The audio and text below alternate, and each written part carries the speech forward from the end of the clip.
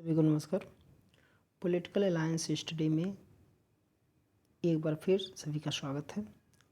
इस वीडियो में हम राजनीतिक विज्ञान के अंतर्गत भारतीय राजनीतिक चिंतन से संबंधित कुछ महत्वपूर्ण ऑब्जेक्टिव प्रश्नों को सॉल्व करेंगे। तो इस सेट का पहला प्रश्न है, दिया है, मैं उस वर्ग से आता हूँ जो प्रजातंत्र पर सभी प्रकार एवं आकार के एकाधिकारवाद को समाप्त करने का पक्षधर है। अंबेडकर ने निम्न में से किस अवसर पर यह वक्तव्य दिया है? तो किस अवसर पर दिया है? लिखा है कि गोलमेज सम्मेलन, महार सम्मेलन, नेहरू मंत्रिमंडल से त्यागपत्र के बाद, या फिर बुद्ध धर्म में परिवर्तन होने पर। तो इसका जो सही उत्तर हो जाएगा वो हो जाएगा ऑप्शन ए, गोलमेज सम्मेलन के समय। देखिए, अंबेडकर जी ने गोलमेज सम्मेलन में अनुसूचित जातियों का समर्थन किया तथा अलग से मतदान सीटों की मांग की। इसी समय अम्बेडकर ने इस तरीके का वक्तव्य दिया था। अगला प्रश्न है, दिया है, निम्नलिखित में से कौन पुस्तक एम.एन. राय द्वारा नहीं लिखी गई थी? India in transition, India today, फिर दिया कि India's problems and it's solution, फिर 1 ईयर ऑफ नॉन कोऑपरेशन। तो इसका जो सही उत्तर हो जाएगा इंडिया टुडे। ऑप्शन बी इसका राइट आंसर हो जाएगा। इंडिया टुडे रजनी पालम दत्त, ये किसका है? तो रजनी पालम दत्त द्वारा संपादित है, न कि एम.एन. राय द्वारा। नेक्स्ट, दिया कि एम.एन. राय का समेकित वैज्ञानिक समाजवाद अन्य किस रूप में जाना जाता है? मार्क्सवाद, नवमानववाद, रूढ़िवादी मार्क्सवाद, या फिर वैज्ञानिक समाजवाद। तो इसका जो सही उत्तर हो जाएगा नवमानववाद। ऑप्शन बी इसका राइट आंसर हो जाएगा। देखिए, एम.एन. राय का समेकित वैज्ञानिक मानववाद नवमानववाद के नाम से जाना जाता है। इन्होंने रेडिकल डेमोक्रेटिक पार्टी भी बनाया था। इन्होंने बनाया था। अगला प्रश्न है, दिया कि कास्ट इन इंडियन पॉलिटिक्स नामक पुस्तक के लेखक कौन है? कास्ट इन इंडियन पॉलिटिक्स, इस पुस्तक का लेखक कौन है? तो इकबाल नारायण दिया है, रजनी कोठारी, मॉरिस जोन्स, या फिर डी वसु। तो इसका जो सही उत्तर हो जाएगा रजनी कोठारी। ऑप्शन बी इसका सही उत्तर हो जाएगा। कास्ट इन इंडियन पॉलिटिक्स इनकी है, तो ये रजनी कोठारी द्वारा लिखी गई थी। कब प्रकाशन में आया था? तो ये 1970 में प्रकाशित हुआ था। नेक्स्ट, दिया है, राजा राम मोहन राय ने किस सामाजिक व्यवस्था के खिलाफ अपना सबसे सफल अभियान शुरू किया था? अस्पृश्यता, विधवा पुनर्विवाह, सती प्रथा, बाल विवाह, या महिलाओं की शिक्षा। तो इसका जो सही उत्तर हो जाएगा वो हो जाएगा सती प्रथा। ऑप्शन सी इसका सही उत्तर हो जाएगा। देखिए, राजा राम मोहन राय ने सती प्रथा के खिलाफ अपना सबसे सफल अभियान शुरू किया। राजा राम मोहन राय के प्रयासों का परिणाम था कि 1828 में सती प्रथा को समाप्त करने के लिए कानून बनाया गया। राजा राम मोहन राय ने सामाजिक कुरीतियों जैसी सती प्रथा है, बाल विवाह है, जातिवाद, कर्मकांड, पर्दा प्रथा आदि का घोर विरोध किया। राजा राम मोहन राय को आधुनिक भारत के निर्माता के रूप में भी जाना जाता है। तो ऑप्शन इसका सी इसका सही उत्तर हो जाएगा। नेक्स्ट है, दिया कि भारत सरकार ने किस वर्ष में स्वामी विवेकानंद के जन्मदिवस को राष्ट्रीय युवा दिवस के रूप में मनाने का निर्णय लिया है? दिया है 1984, 85, 86, या फिर 1987। तो इसका सही उत्तर हो जाएगा 1984। ऑप्शन ए इसका सही उत्तर हो जाएगा। देखिए, भारत सरकार ने 1984 में स्वामी विवेकानंद के जन्मदिवस को राष्ट्रीय युवा दिवस के रूप में मनाने का निर्णय लिया। 1985 से 12 जनवरी को राष्ट्रीय युवा दिवस मनाया जा रहा है और अभी भी मनाया जाता है। नेक्स्ट, दिया कि किस घटना ने पेरियार को नास्तिक बनाया? किस घटना ने पेरियार को नास्तिक बनाया? तो कौन सी घटना है? तो ये है आत्मसम्मान आंदोलन ने, काशी तीर्थ यात्रा की घटना ने, द्रविड़ राष्ट्रीय आंदोलन ने, या फिर समाज में भेदभाव के कारण। तो इसका जो सही उत्तर हो जाएगा वो हो जाएगा ऑप्शन बी, काशी तीर्थ यात्रा के घटना ने। ऑप्शन बी इसका राइट आंसर हो जाएगा, काशी तीर्थ यात्रा। नेक्स्ट दिया कि जयप्रकाश नारायण को भारत रत्न से कब सम्मानित किया गया? 1999, 98, 97 या फिर 1996? इसका जो सही उत्तर हो जाएगा ऑप्शन ए 1999। जयप्रकाश नारायण को भारत रत्न 1999 में सम्मानित किया गया। इनकी प्रमुख पुस्तकें हैं, जैसे प्रिजन डायरी है 1976 में हुआ, फिर a plea for reconstruction of Indian polity ये 1959 में प्रकाशित हुआ, टुवार्ड्स टोटल रिवॉल्यूशन 1918 में, सोशलिज्म सर्वोदय एंड डेमोक्रेसी ये 1964 में प्रकाशित हुआ। अगला है राम मनोहर लोहिया किसके विरोधी थे? राम मनोहर लोहिया किसके विरोधी थे? दिया कि पूंजीवाद, साम्यवाद, समाजवाद या फिर शक्तियों को विकेंद्रीकरण। देखिए जो पूंजीवाद है राम मनोहर लोहिया इसके भी विरोधी थे। फिर है कि साम्यवाद, इस साम्यवाद के भी विरोधी थे। ठीक है, शक्तियों को विकेंद्रीकरण और समाजवाद के विरोधी नहीं थे। तो यहाँ पे ऑप्शन ए इसका राइट आंसर हो जाएगा, ऑप्शन ए, अर्थात ए और बी दोनों सही है। राम मनोहर लोहिया जो थे वो लोकतांत्रिक समाजवादी थे, अतः लोकतांत्रिक होने के नाते वे समाजवाद के विरोधी तथा समाजवादी होने के नाते पूंजीवाद के कभी भी समर्थक नहीं हो सकते। लोहिया के अनुसार मार्क्स इतिहास की भौतिकवादी व्याख्या भारतीय समाज के लिए उपयुक्त नहीं है। उन्होंने हिंदू मजदूर सभा और हिंदू किसान पंचायत का भी गठन किया था। तो ऑप्शन ये ए और बी सही हो जाएगा, यानी कि पूंजीवाद और साम्यवाद। नेक्स्ट दिया कि पंडिता रमाबाई को किस कारण पंडिता की उपाधि दी गई थी? समाज सुधार के लिए, महिला मुक्ति के लिए, जाति व्यवस्था उन्मूलन के लिए या फिर संस्कृत विद्वान होने के कारण? तो इसका जो सही उत्तर हो जाएगा संस्कृत विद्वान होने के कारण, ऑप्शन डी इसका राइट आंसर। पंडिता रमाबाई थे एक प्रतिष्ठित भारतीय समाज सुधारिका एवं सामाजिक कार्यकर्ता थी। वह एक कवित्री, अध्येता और भारतीय महिलाओं के उत्थान की प्रबल समर्थक थी। संस्कृत विद्वान होने के कारण उन्हें 20 वर्ष की आयु में पंडिता की उपाधि प्रदान की गई। नेक्स्ट दिया है कि निम्न में से कौन से समाचार पत्र तिलक से संबंधित नहीं है? कुछ समाचार पत्र हैं जो तिलक से संबंधित नहीं है। देखिए केसरी है, मराठा है, सुधारक है और हरिजन है। तो देखिए यहाँ पे सी और डी अर्थात सुधारक और हरिजन जो है ये इनसे संबंधित नहीं है, बाकी केसरी और मराठा ये तिलक से संबंधित है। तो ऑप्शन सी और डी अर्थात ऑप्शन डी इसका राइट आंसर हो जाएगा। नेक्स्ट देखिए यहाँ पे मराठी भाषी जो पत्रिका है ये मराठी भाषी पत्रिका कौन है? केसरी। तो इसकी स्थापना जो हुई थी वो 1881 में हुई थी और मराठा पत्रिका को अंग्रेजी में तिलक ने शुरू किया था, जबकि सुधारक पत्रिका के संपादक गोपाल गणेश आयकर है, जबकि हरिजन जो है अंग्रेजी में लिखा गया और इसका प्रकाशन गांधी जी करते हैं। अर्थात सुधारक एवं हरिजन समाचार पत्र तिलक से संबंधित नहीं है। तो ऑप्शन इसका सी और डी हो जाएगा। नेक्स्ट है दिया है जयप्रकाश नारायण की आत्मकथा किसने लिखी? जयप्रकाश नारायण की आत्मकथा किसने लिखी है? स्वयं जयप्रकाश नारायण ने। फिर है राम वृक्ष बेनीपुरी, विनोबा भावे या नंबूदरीपाद। तो इसका जो सही उत्तर हो जाएगा राम वृक्ष बेनीपुरी, ऑप्शन बी इसका राइट आंसर हो जाएगा। जयप्रकाश नारायण की जीवनी उनके राष्ट्रवादी मित्र और हिंदी साहित्य के एक प्रसिद्ध लेखक राम वृक्ष बेनीपुरी ने लिखी थी। जेपी का जन्म सीताब दियारा सारण विहार में हुआ था। उन्होंने ही 1975 में संपूर्ण क्रांति का आह्वान किया था। संपूर्ण क्रांति का आह्वान कौन किया था? तो जयप्रकाश नारायण ने। संपूर्ण क्रांति।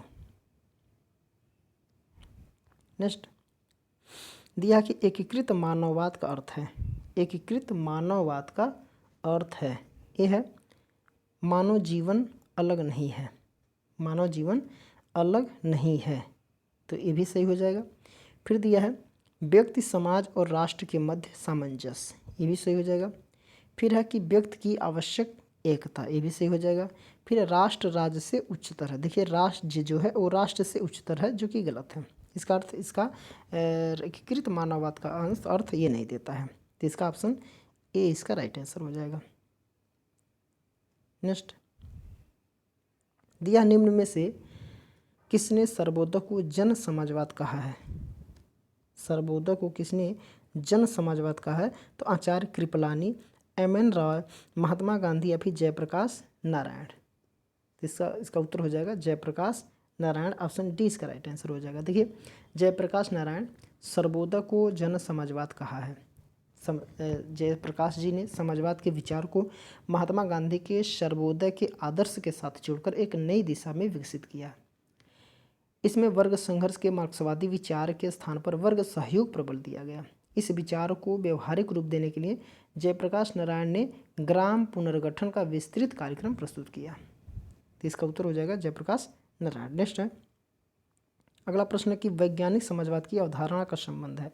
वैज्ञानिक समाजवाद की जो अवधारणा का संबंध किससे है? अरविंद घोष से, जयप्रकाश या फिर एम.एन. राय या फिर अंबेडकर। तो इसका सही उत्तर हो जाएगा एम.एन. राय, मानवेंद्र नाथ राय। देखिए, वैज्ञानिक समाजवाद की धारणा एम.एन. राय से संबंधित है, जिसे नव मानववाद की भी संज्ञा दी जाती है। नव मानववाद प्रकृति के दर्शन, तत्व व आत्मा के दर्शन का संगम है।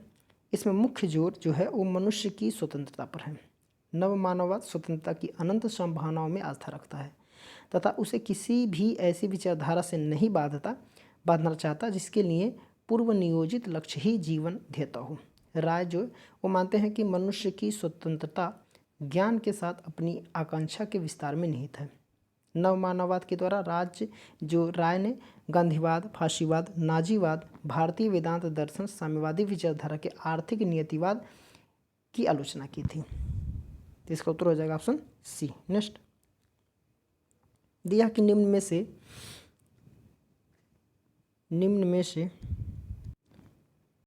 में से कौन से ग्रंथ से स्वामी दयानंद सरस्वती ने राजतंत्र की अवधारणा को लिया था? यह है अर्थशास्त्र, फिर मनुस्मृति, द लाइफ डिवाइन या फिर आनंद मठ। तो इसका जो सही उत्तर हो जाएगा मनुस्मृति। ऑप्शन बी इसका राइट आंसर हो जाएगा। देखिए, मनुस्मृति से स्वामी दयानंद सरस्वती ने राजतंत्र की अवधारणा को लिया। स्वामी दयानंद सरस्वती आधुनिक भारत के समाज सुधारक एवं महान चिंतक थे। उन्होंने राज्याध्यक्ष तथा शासन की विभिन्न परिषदों एवं समितियों के लिए विभिन्न योग्यताओं का स्पष्ट उल्लेख करते हुए न्याय की व्यवस्था ऋषि प्रणीत ग्रंथों के आधार पर किए जाने का पक्ष लिया। नेक्स्ट अगला प्रश्न है कि राम मनोहर लोहिया समर्थक थे। राम मनोहर लोहिया समर्थक थे किसके? विकेंद्रीकृत समाजवाद के, फिर बी है परंपरागत मार्क्सवाद के, फिर है श्रेणी समाजवाद के या फिर श्रमिक समाजवाद के। तो इसका उत्तर हो जाएगा विकेंद्रित समाजवाद के। ऑप्शन ए इसका राइट आंसर हो जाएगा।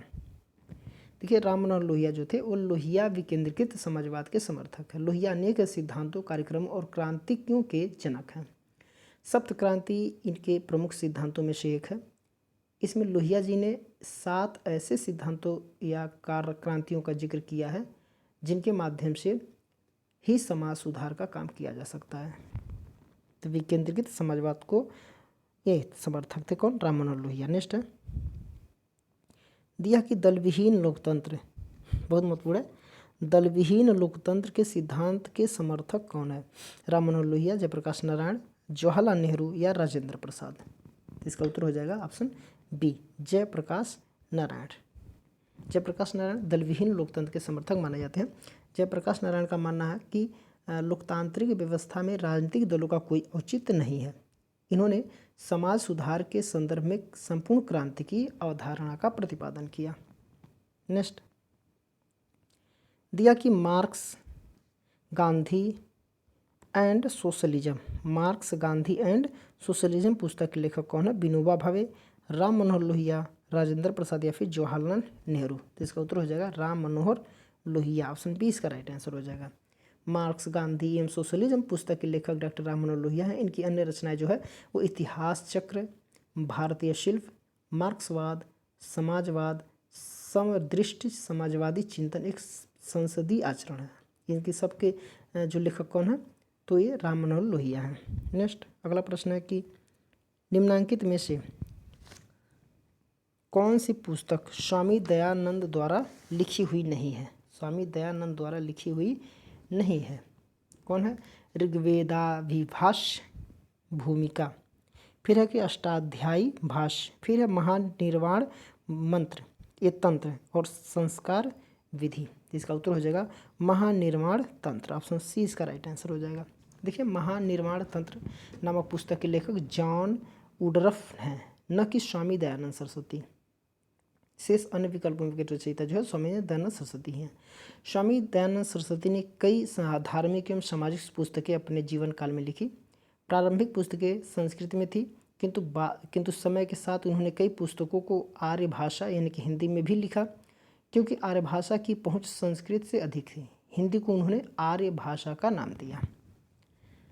अगला है दिया कि जयप्रकाश नारायण की लोकतंत्र की समझ का सारतत्व है व्यावसायिक प्रतिनिधित्व, हृदय परिवर्तन से वर्ग सहयोग, फिर है क्रांतिकारी जन इच्छा और अराजकतावादी।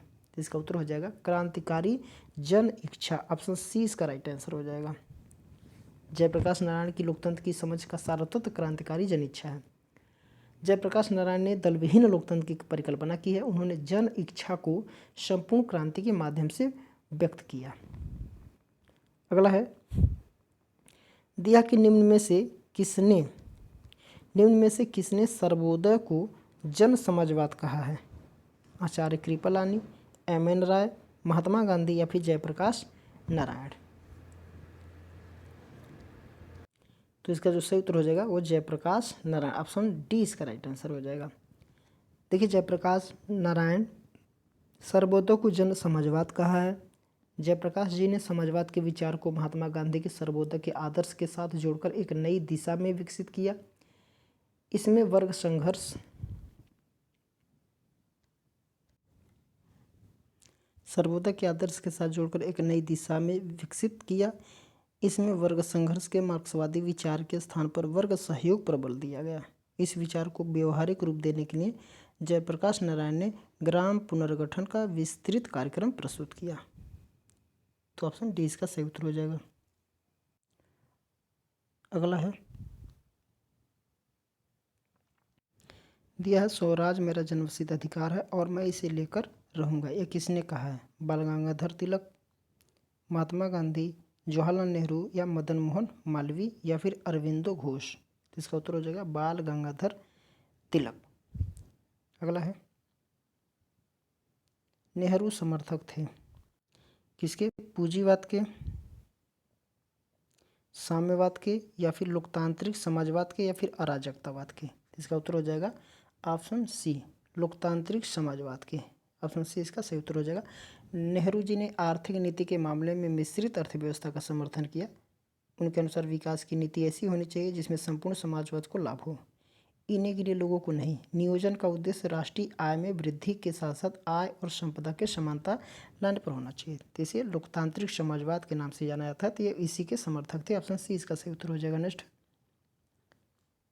और इस सेट का ये आखिरी प्रश्न है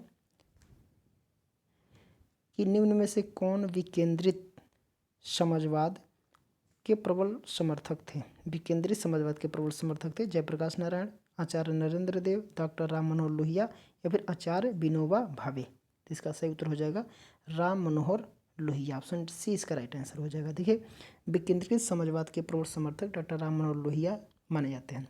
लोहिया ने अपनी चर्चित कृति एस्पेक्ट्स ऑफ सोशलिस्ट पॉलिसी जो 1952 में प्रकाशित हुआ, इसके अंतर्गत यह तर्क दिया कि समाज की संरचना की 4 परतें पाई जाती है: गांव, मंडल, प्रांत एवं राष्ट्र। गांव, मंडल, प्रांत और राष्ट्र।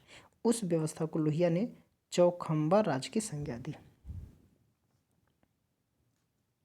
तो ये इस सेट का आखिरी प्रश्न है। इसके आगे के प्रश्नों को हम लोग अगले वीडियो में सॉल्व करेंगे। तो आज के लिए इतना ही।